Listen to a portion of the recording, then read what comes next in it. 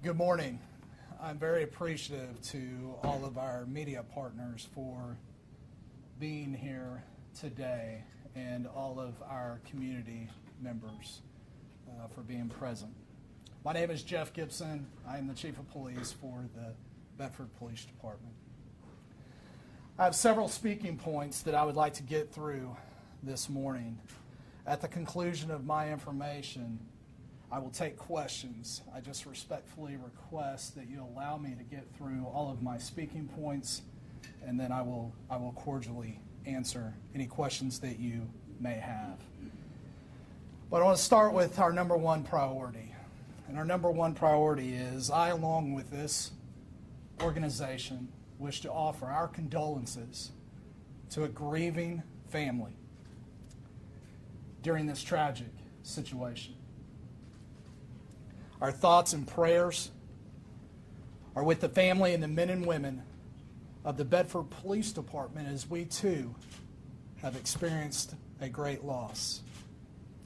This is a terrible loss to the family, a great loss to her friends and classmates, as well as to our community. We are working diligently and tirelessly on a resolution to this senseless loss. The family has made a request that I ask you as members of the media to respectfully respect their privacy as they continue to grieve and heal through this process. My intent today is to walk you through all the steps conducted by our organization that began from the initial call for service that occurred on Monday, June 19th at 8:15 p.m. Officers responded to a missing person in the 1700 block of Oak Creek Lane. Officers initiated a report at this time and entered Kaytlynn into our local and national database as a missing child. At this point, no information led us to believe that Kaytlynn had been abducted or kidnapped. Some of the comments shared by the stepfather was they felt like Kaytlynn may possibly be playing at a friend's house. Later, Monday night, Kaytlynn's mother contacted law enforcement with a name of a friend that Kaytlynn may be staying with. We did not have an address to this friend. Officers followed up through investigative leads and were able to locate the apartment. Officers made contact with this apartment and were unable to locate Kaytlynn. As we continued our investigation throughout the evening, we followed up on all new information, including information provided to us by the family. Early morning hours on Tuesday, uniformed officers as well as our criminal investigation personnel began searching the complex for additional leads. These investigations continued throughout the day. At this point, we still had no information that led us to believe Kaytlynn had been abducted, or was at risk. Tuesday afternoon, we initiated the following alerts. A child is missing alert, which is an automatic phone call to the community. We sent a community message alert, most commonly referred to as Blackboard Connect.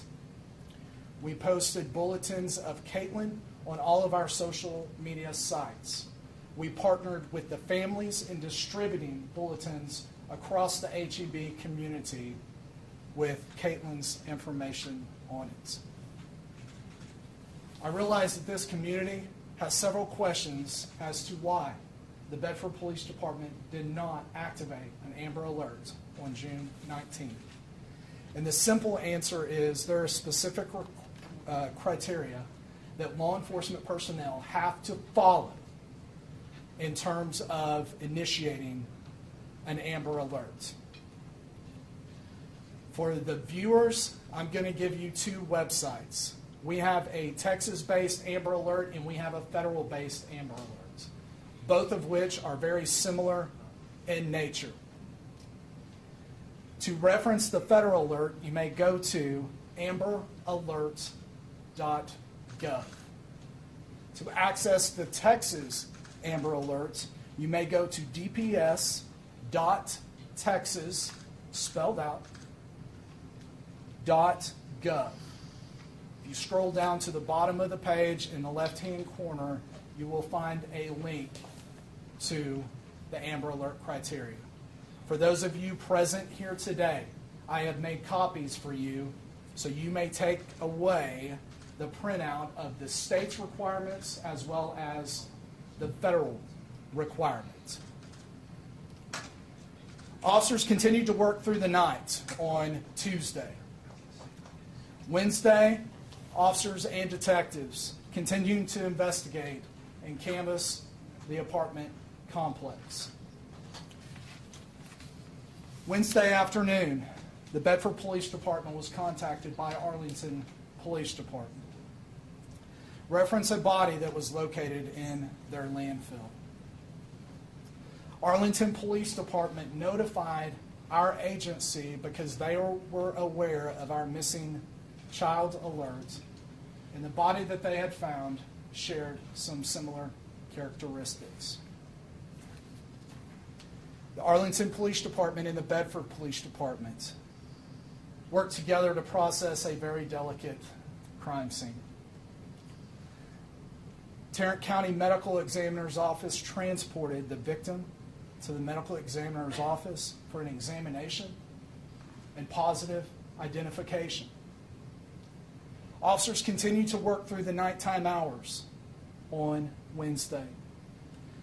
Thursday morning, officers and detectives continued working all possible leads, while other members of our Criminal Investigation Division attended the autopsy that took place at the medical examiner's office. Thursday afternoon, we received information from the medical examiner's office that the body had positively been identified as Kaytlynn. We then began working this as a death investigation. Meanwhile, officers and detectives to continue to work all available leads. And during this entire situation, Bedford Police Department continued to stay in constant contact with the family, providing them the support they needed and information sharing. In review of this tragic situation, I completed a review of all the actions performed by law enforcement personnel since we were notified of this incident on Monday evening. This was in an effort to determine if there was anything that we possibly could have done differently as a police department. What I found is that our employees performed exceptionally well. There's nothing that we could have done differently. Our staff has worked tirelessly on this case, night and day, since the inception of being notified. We are committed as a law enforcement organization and will work relentlessly of a resolution to this tragic loss. Our number one priority as we move forward in the Bedford Police Department is meeting the needs of a grieving family. We will continue to stand beside them every step of the way until this situation has been resolved. We will continue to use all of our resources, internally and externally, to find the answers that this family and this community deserves. We have partnered with the Arlington Police Department. We have partnered with federal agencies. We have partnered with the HEB Independent School District. Every single one of our partners have been extremely responsive to all of our needs and have worked with us hand in hand in a very sensitive situation. I realize that many of you were frustrated and upset with me for not having a press conference yesterday and delaying it to today. My intent of having it today was to provide you absolutely all of the information that I had. I also wish to provide you a cause of death, but unfortunately, I cannot. The medical examiner's office is still diligently working their investigation. And as soon as we have a cause of death, I will release that to you. I am here to answer questions from you. I just ask that we are now working a criminal investigative case. And to the integrity of that case, I cannot answer any questions that apply to the criminal investigation. I will take questions regarding the process and procedure of which we went through from Monday night up until the point that this changed into a criminal investigation. What would you Yes, ma'am. What would you say to families all across North Texas who see this case and think of their own children and wonder if there's someone still out there who did this to Kaytlynn that could be a threat to their kids? Right now, we have absolutely nothing that points to a risk to our community in terms of further danger. We are still, again, waiting for the cause of death, but all of our information that is coming in through our investigative teams do not indicate a further risk to our community. We have an unknown situation at this point. Can you expand on that at all? Which information you didn't receive that make you believe that the umbrella fire didn't apply to? Can you repeat your question? I'm sorry. Which information you didn't receive that make you think that the umbrella didn't apply to? So the question is, which information you didn't receive? to be clear, the question is, what information What are you missing? was I, okay. We had no information that indicated that Kaytlynn was abducted or kidnapped. We had information that friends had saw her in the apartment complex. We had information from the family that led us to believe that she may possibly be at a friend's house. But we did not have any of the specific requirements that would allow us to initiate an Amber Alert. Which are a suspect or a person of interest at this point? There is not a suspect or a person of interest. We are, in fact, following every lead that comes in, and we are investigating everything that we currently have right now, but we don't have a singular suspect. Well, then how can you say there's no threat to the community? We have no information that leads us to believe that this is an ongoing situation. Well, Chief, if all of your officers and detectives and investigators did everything by the book in determining that it didn't meet the requirements of an Amber Alert, given the end outcome, do you think that the standards of issuing an Amber Alert need to change at both the state and federal level? I think that's a good question. In hindsight, we look back and determine if there are things that we could have done differently. The purpose of the criteria for the Amber Alert is to make sure clearly that it is used in the most appropriate manner. In the tragic loss of a 14-year-old female here, there has to be parameters and guidelines set forth before these particular alerts can be issued. But I think what is important here is that we issued a tremendous amount of alerts. We posted on social media. We live in a social media-driven world. That information was broadcasted to a tremendous amount of people. We had community members come out and assist us with the bulletins, along with the family and law enforcement personnel. Chief, neighbors yesterday say the police were asking them about a particular person by name who lived in the complex to question them. You say there's no suspect or person of interest, but have you brought people in from the apartment complex to question them about their possible involvement in this case? Yes, we have talked to multiple individuals in the apartment complex. And again, we are following absolutely every single lead, every tip that comes into this organization. And any name that we get, we are following through to make sure that interviews take place to give us any information that will take us down a pathway to find the reason for this situation. But nothing has led to any sort of arrests or a spotlight on one particular person? No, ma'am. No arrests have been made. No arrest warrants have been issued. Well, even though there wasn't enough criteria for the Amber Alert, the fact that her dog was tied up, she walked away, never came back, did that give you guys reason to at least ramp up the search? Absolutely, and we did in fact do that. We've had constant officer presence at this apartment complex in an effort to continuously canvass this area. This is a very large community. As I stated before, our CID personnel have been working out there canvassing this area. We've employed external help to also allow us to canvass this area in the swiftest way possible. Chief, you mentioned this is a death investigation but not a homicide investigation, or what's the difference? Let me clarify that for you. That's a good question. A death investigation and a homicide are not treated any differently in our organization. So all the steps that we would follow in a homicide, we are doing in a death investigation. As we do not know the cause of death, we are treating it as the highest priority we have. The ME has not released how Kaytlynn has died. Do you know, were there any obvious signs of trauma, anything to lead you to believe that this might be a homicide investigation?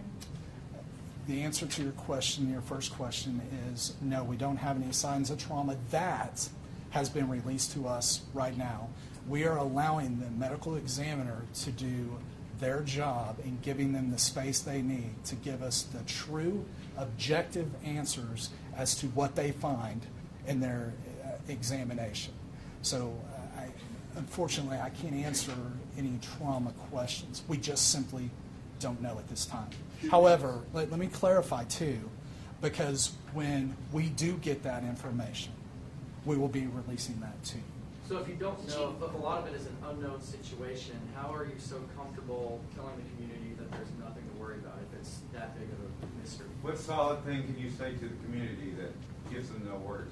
Through all our investigative leads, we do not see anything that would indicate a repeat offender at this time. But it's still possible it could have been just a really clean crime because you just don't know yet, right? Because the medical examiner not. I can't deny the possibility exists, sure. But what I can tell you is that we have every single one of our resources dedicated and continuously trying to figure out. Yes, sir. So what can you tell us about, I mean, because you have a body knife that was found in the landfill. I mean, about her steps. I mean, what happened to her? How did she end up in the landfill? And how was she taken there? I mean, did she end up in a dumpster, you know what I mean? Yeah, what part of the landfill was she discovered? How does that happen without an offender somewhere? All right, so we are partnering with trash services. We're looking at grid searches as to where that debris came from, and we are analyzing that right now to try to narrow in a more specific grid search and continuously narrow that down. Right now it's very broad and it's very large. So our detectives are working on trying to get more answers in that. This is fairly new for us in terms of this information coming out. So again, we're working extremely diligently to try to narrow that down. Well, was her body found in an area where the Republic Services dump their garbage, or was it found in an area where public brings garbage into dump? No, it was the provider's area. Chief, I know you discussed this a little bit earlier in the news conference about the procedures and when you had posted the information on your Facebook page. One of the things that I noticed is that the first posting on the Bedford Police Department's Facebook page came 18 and a half hours after she was reported missing. In hindsight, is there any way that you could have posted this right when you got the missing persons report, fearing the absolute worst, even though you didn't have any information that she was abducted? The first initial information that we got indicated that we still had a good probable chance of finding her within the apartment complex, and that there was no information that led us to believe, or the information we had, we were still trying to investigate with officers going door to door and making sure that we had covered all of our priorities initially. At the point that our investigative leads were not giving us the information we needed, we reached out to the community at that point. Chief, you say it was a very delicate crime scene. Can you elaborate about Sure. We're in a landfill, and a tragedy of finding a body in a landfill brings tremendous challenges to crime scene processors, as the environment is very difficult and challenging, just because of the articles that are in a landfill. Do you know at this point if the death was associated with a sexual assault? No, sir, we do not. We haven't even got the cause of death.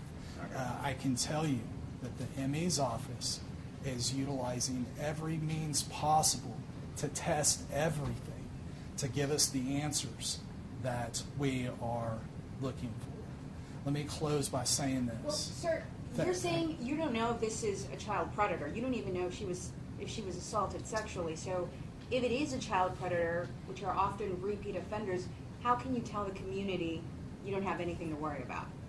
What we can tell you is we have nothing that points to what you're indicating at this point. However, we are exercising absolutely all resources to get the answers that we're longing for. But why do you believe she was So- killed? I'm sorry, do you believe that she was killed by somebody?